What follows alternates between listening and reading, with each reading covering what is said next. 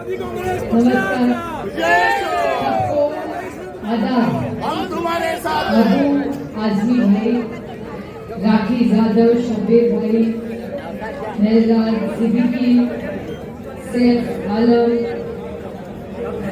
फरहाद अहमद, सोहेल भाई, संजय कांबळे, सोफियन खान, नीलेश, प्रज्योति भंडोरे और सारी मेरी बहनें जो आज इस बारिश में भी यहाँ आई, मैडम थोड़ा नीचे रखो, साइड में आ जाओ। बड़ी विनम्रता से यहाँ स्वागत करती हूँ। मैं हमेशा बहुत बार इस एरिया में आ चुकी हूँ, लेकिन जब जब आई यहाँ तब नवाब भाई के साथ आई। ओ साहब, और जब मैं यहाँ बैठ के सोच रही थी, मैं अबू आजमी भाई को बोल रही थी कि जब उन्होंने मुझे पूछा कितनी बार यहाँ आई है, मतलब 1 महीने में मैं 3री बार यहाँ आई है। एक बार नीलेश ने मुझे एक प्रोग्राम में बुलाया था, तब आई थी। उसके बाद गणपति उत्सव में आरती लेने यहाँ के मंडलों को मिलने आई थी, और उसके बाद आज मैं आ रही हूँ। उसके पहले आ चुकी हूँ, मतलब आज जब नवाब भाई और हम साथ में थे तब जरूर अणुशक्ति नगर में आई हूँ। और फयाद, आप आपके भाषण में कह रहे थे कि आप जेल जाने के लिए तैयार है, लेकिन आप हमेशा सच ही बोलेंगे। और तब सिर्फ एक ही आदमी की शक्ल मेरे सामने आई, वो थी, बताओ किसकी?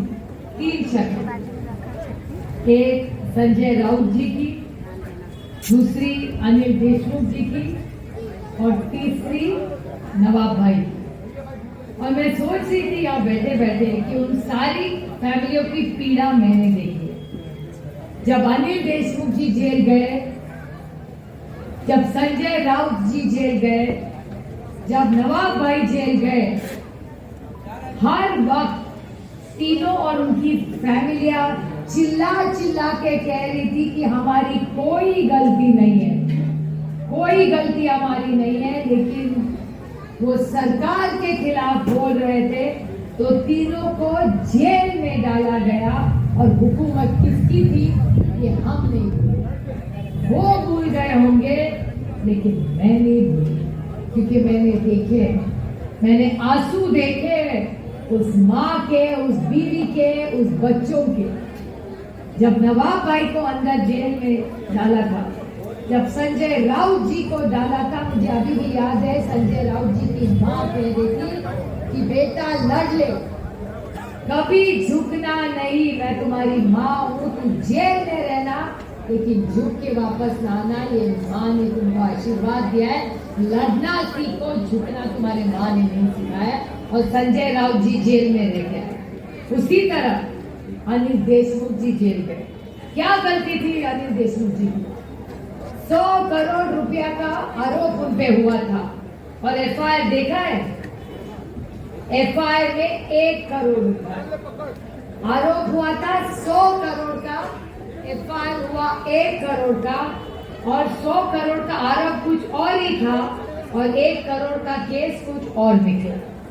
पूरा झूठ का झूठ। 7 महीने वो आदमी जेल में था, उसके छोटे छोटे पोती और पोती स्कूल में जाते थे, बच्चे उनको चिढ़ाते थे कि तुम्हारे दादाजी कहाँ है, तुम्हारे दादाजी तो जेल में। कभी सोचा आपने उन पे बच्चों पे क्या गुजरी होगी, उनकी बीवी पे क्या गुजरी होगी, उनके बहू बेटियों पे क्या गुजरी होगी?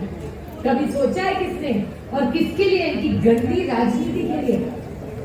अरे इस राज्य में अगर ड्रग्स के बारे में किसी ने बोला होगा तो नवाब भाई ने बोला।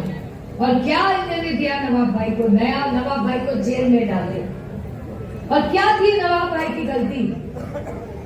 मुझे कभी कभी आश्चर्य लगता है जब मैं नवाब भाई को देखती हूँ भारतीय जनता पार्टी के लोगों के साथ, मुझे बहुत दुख होता है कि जिस भारतीय जनता पार्टी ने आपके फैमिली को इतना दुख दिया, क्या कर रहे हैं आप उनके साथ? बताइए आप। हमने तो नवाब भाई को कभी जेल में नहीं डाला।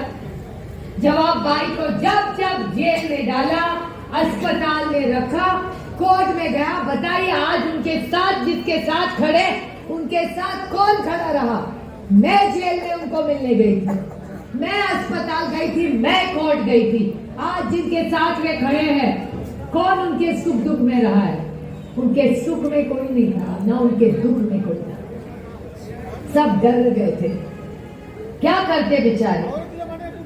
लेकिन जिस तरह से नवाब भाई के फैमिली को, जिस तरह भारतीय जनता पार्टी ने अन्याय किया है, मैं वो भूले होंगे, लेकिन मैं नहीं भूली, कभी नहीं भूलूंगी, क्योंकि जो गलत है वो गलत ही है। एक बार नवाब भाई मीटिंग में पहुंच गए, जिनको एनसीपी बोलते हुए, एनसीपी नहीं है, लड़ाई अभी चल रही है, और जब तक वो लड़ाई और वो चिन्ह और पार्टी में आदरणीय पवार साहब और उद्धव जी को उनकी पार्टी नहीं ला के दूंगी, तब तक मेरी लड़ाई कभी भी खत्म नहीं होगी। वो खुद भी करूंगा, क्योंकि हमेशा सच्चाई की ही जीत होती है। आप कितना भी परेशान करिए, आप कितना भी हमें तंग करिए, परेशान करिए, हम पहुंच जाएंगे, लड़ेंगे, और सत्य में जयते, सत्य के ही जीत होगी। अरे मैंने नवाब भाई के घर में भाभी के आंसू मैंने देखे, उनकी बेटियों के आंसू मैंने देखे, छोटे छोटे बच्चों के आंसू मैंने देखे। एक बार एक मीटिंग में नवाब भाई को